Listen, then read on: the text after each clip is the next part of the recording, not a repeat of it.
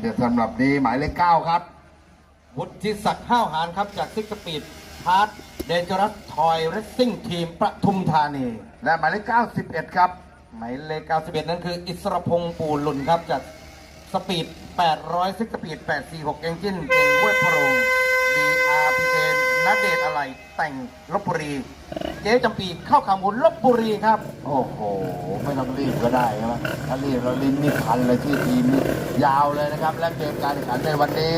ในส่วนของวันนี้ยูดีนั้นต้องขอบคุณนะครับทางร้านบริษัทที่มาร่วมสนับสนุนเงินรางวัลและผลิตภัณฑ์เพื่อเป็นรางวัลให้กับนักแข่งนะครับขอบ